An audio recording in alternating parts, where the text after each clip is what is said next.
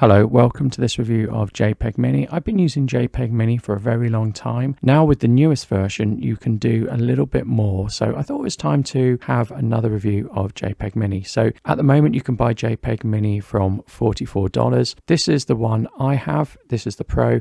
I haven't got the Suite. The Suite allows you just to have a plugin for Lightroom. I don't use that. I just have the application. I find that's much better. This is not a sponsored video and I pay for this software with my own money. So this is a thumbnail that I put on one of my most recent videos. This is from my review of the Samsung A05 smartphone. I created this using an online tool and it's approximately just over a megabyte in size. So I'm going to show you JPEG Mini for this file. So all I have to do is drag the file into JPEG Mini.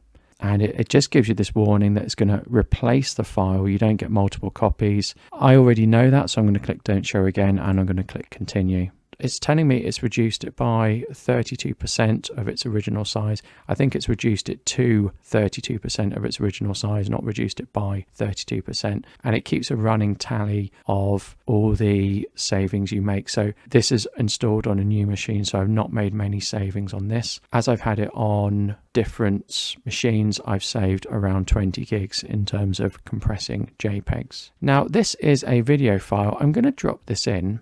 Video files are something JPEG Mini has supported for a couple of iterations, but it won't support this format, unfortunately. I don't know how to tell whether it supports the format. I can't find any way to do that. That was an MP4 file. It tells you it's skipped, but it does now allow you to use the cloud version without limitation. So I'm going to go over to the cloud version now. So to get to the cloud version, you just need to click the link in the JPEG Mini app and it takes you to the cloud version. Now with the cloud version, you can add your files in the same way. It's just it works through a web browser. You can either select your files or you can drop them in. You can upload 10 files at a time. So I'm going to upload that video file that didn't work in the application. I've just not been able to get this cloud compression site to work at all. It has worked previously before for me for other machines. And apart from one file, because I ran about 15 files through it, one file actually got bigger, which was very odd, but all the other files reduced, and they reduced quite considerably. So they did reduce in size, and then you're able to either email a link to someone or just download it. And I got up to 50% compression. I did find when I was editing those files in a video editor that the performance wasn't as good as compared to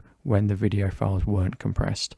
So I was editing in Final Cut Pro and I certainly noticed Final Cut Pro started to slow down when I was using the compressed video files. I will say, as with a lot of things, if you upload a batch of files, that doesn't really work very well. So even though I can't get this to work, when I could get it to work, if I uploaded multiple files, it took a lot longer than if I uploaded them in sequence one by one. So that's something to watch out for. I wouldn't recommend dropping 10 in. I would just do it one by one.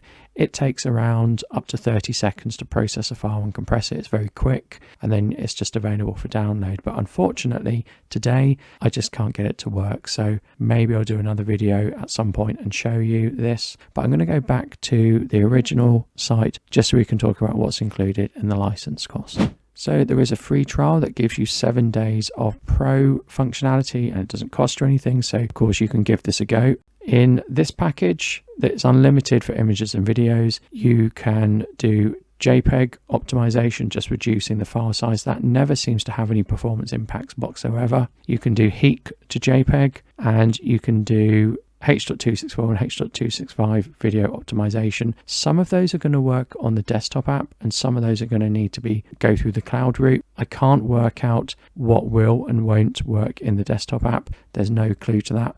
I think DJI files work, but Sony files don't. I've not really found any pattern. You can do resizing and you can install on 3 devices. And while this is a one-time fee, if you want the updates, you only get them for a year. And there's a 30-day money-back guarantee. So I've always liked JPEG Mini. I'm really impressed they do video. That now gives this a little bit more functionality.